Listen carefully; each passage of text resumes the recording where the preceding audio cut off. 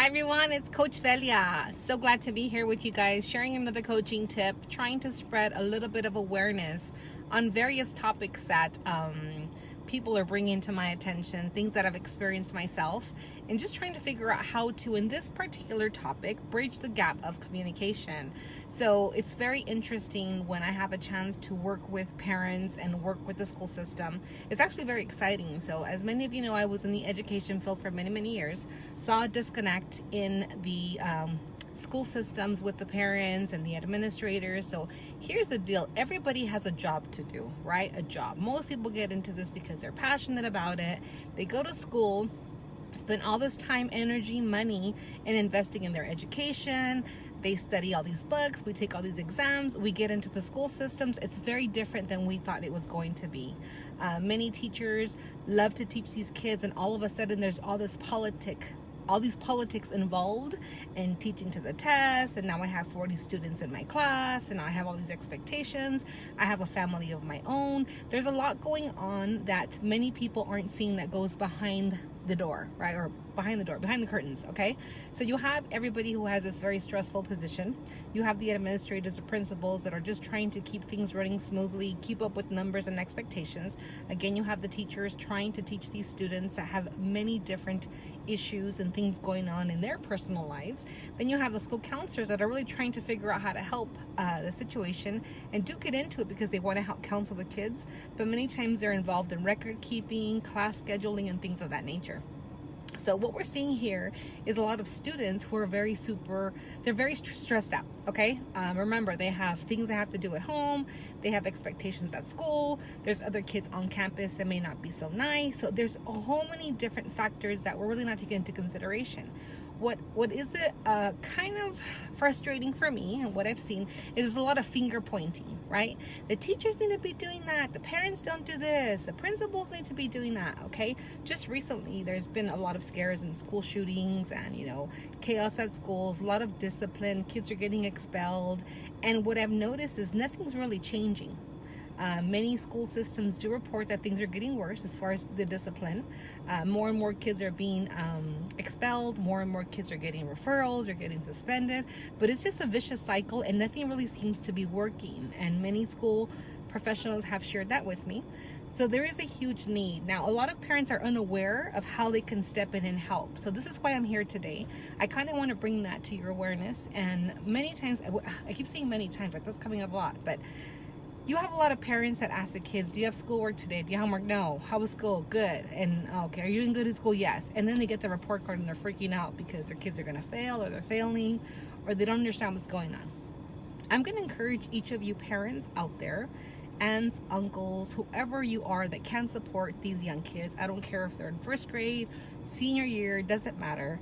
Go out there and get a little more involved with the schools. The teachers would love the families to be involved more, and so would the administrators in schools, but they kind of don't want you to be involved the way you want to be involved, okay? Finger pointing, all that good stuff. A lot of parents are unaware of their kids' academic performance. They're unaware of the social struggles that they're experiencing in school. A lot of parents are off to work. They're running around, doing their thing. A lot of kids live secret lives at school. Yes, you heard me. They live secret lives. They are completely different people at school. They have to fit in.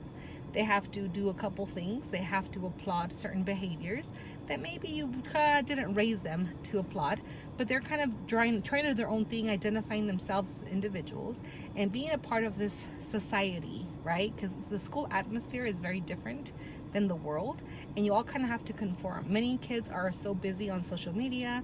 They're trying to get these likes. They're trying to get people to follow them, and they're just doing what feels good at the moment, not really thinking about long term, okay? So if we leave them to their own devices, many kids will be lost in that. Now they're seeking attention, whether it's positive attention or negative attention, it doesn't matter.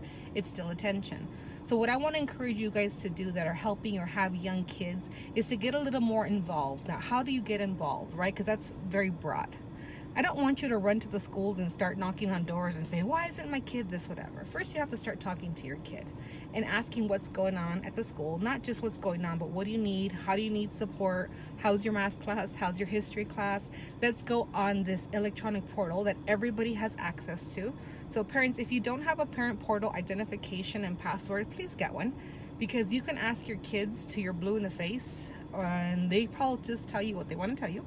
But there's nothing like you going on there and investigating what they look like. You'll have all the assignments on there. You'll have the missed assignments. You'll have other grades. So when you're more involved, you're not just taking somebody's word for it, right? You can sit down and say, where are you struggling? How can I help you? Can we get a tutor? There is a free website, tutor website. It's called Khan Academy. It's KHAN Academy.com. It might be .org, now it's .com. I'll put the link on the comments so you guys can have it. There's free tutorial videos for everything, and I love the way he teaches, because he does teach different colors and different steps. So if they're struggling in a certain area, they'll be able to figure out where they're missing their steps, and they can plan accordingly. So again, if they're left to their own devices, they might not do it, which is fine. But if we're putting the pressure on these kids to do everything they have to do, and we're not really helping bridge that gap or communicating with them or supporting them in the way that we can, then they're going to just do whatever they feel like doing. So most kids are like, I'm just lazy, I just don't feel like it, my parents don't care. Then I talk to the parents, I'm like, I don't understand. I ask him if he has homework, he tells me no. Then you have teachers, the parents don't care. The kids just come and they have no support. They never even email me to call me to see how their kid's doing. So the teachers would like more support and communication within the parents and themselves, but not with finger pointing. Like you said this, hey, I'm so-and-so's mom. I see he's struggling. I went on the portal. I see he has missing assignments. What can we do? Work with your kid. There is this whole community that needs to happen. And if we just say we need community and we don't do anything about it, it's probably not going to be created, and it'll probably never exist. Because the way things are going right now, things are getting worse in the school systems. Again, there are accidents that happen at school. Everybody wants to blame everybody else. I was talking to somebody earlier at the school systems, and they'll say something like, yeah, you know, there has been school shootings, unfortunately.